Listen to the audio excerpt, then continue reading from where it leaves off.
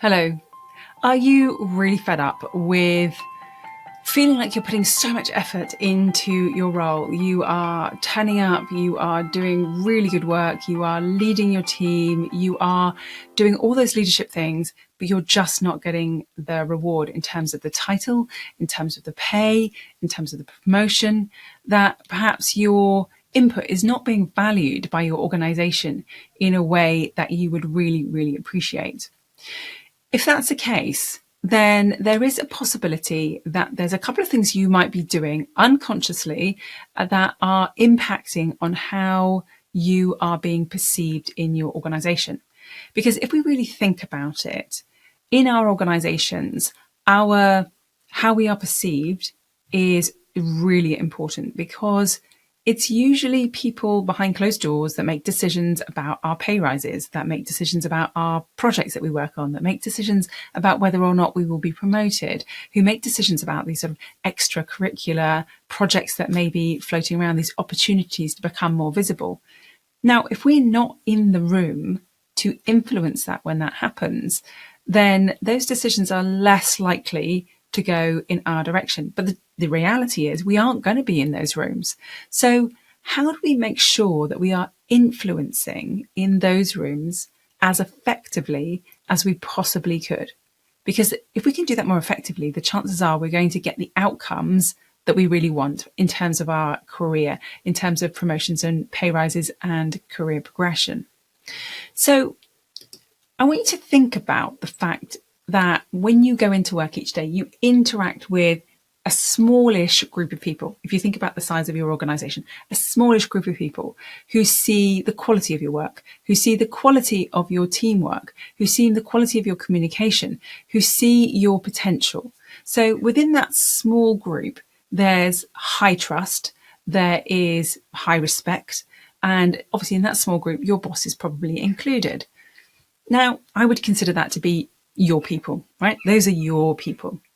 Now, beyond your group of your people, you've got their people. So their people are people that the more senior people within this organization interact with. So it may be your boss's boss. So your boss will talk to his boss or her boss about you, about projects, about what's going on in the team, all that kind of stuff. So there's a circle of influence around your people where it's quite leveraged for you, particularly if you have got a senior manager who's on your side. So you've got this really nicely leveraged group around your people called their people.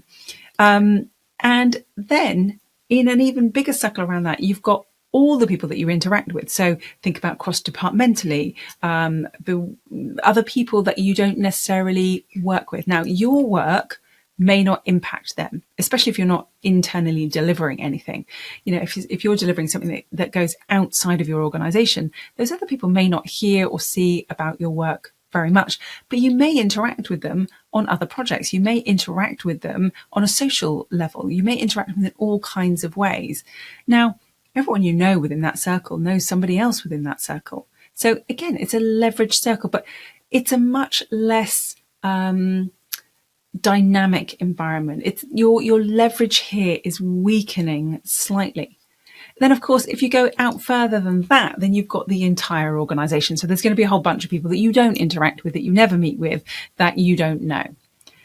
But what's really important to remember is that between their people and all the people in the organization are the bunch of people that are almost certainly are going to be making the decisions about your pay rises, about your career, about the next steps that you might be taking.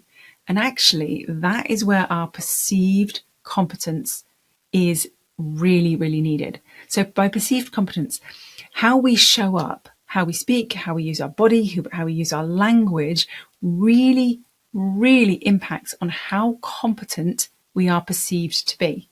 Now, that has absolutely no relationship whatsoever, except inside the viewer's mind. So if we show up in a confident, open, authentic way, then we are perceived to be far more competent than if we don't.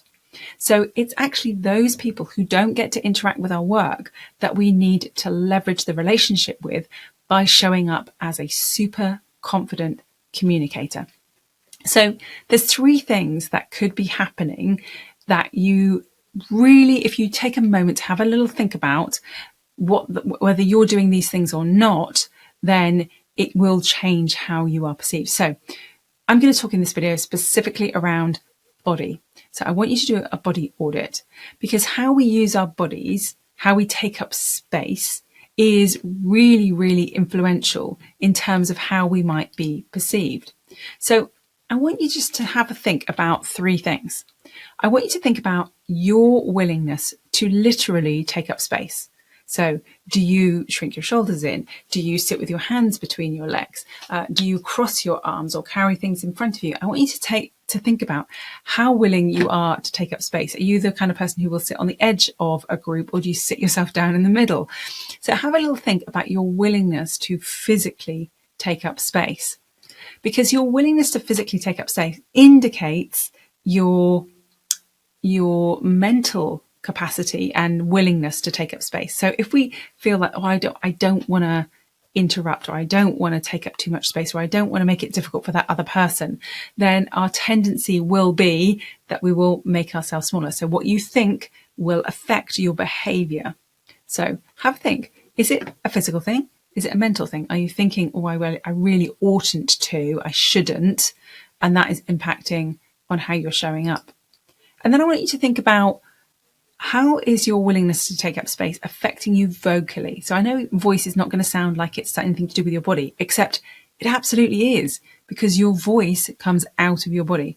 So if we shrink our bodies down, our voices can get a little bit disembodied and they become smaller and slightly more shrunken. They certainly aren't the sort of vibrant instrument that they are designed to be. So have a think. Are you mentally willing or unwilling to take up your right to space? Because you have a right to space, as does everybody else. And is that affecting you physically and or vocally? Because what we're thinking will affect both of those things, our physical willingness and our vocal willingness to take up space. Because if we aren't fully taking up our space, our perceived competence will be lower. That means the chances of influencing those people outside of our people and their people, everyone else you interact with, and the rest of the organisation will be lower. It just will be. It's unfair, but it's just the way that the world works. And if we're in the system, then let's use the system to our advantage. So have a think. Is your body telling tales on you that actually you don't want to be involved with? And are you ready to change that narrative?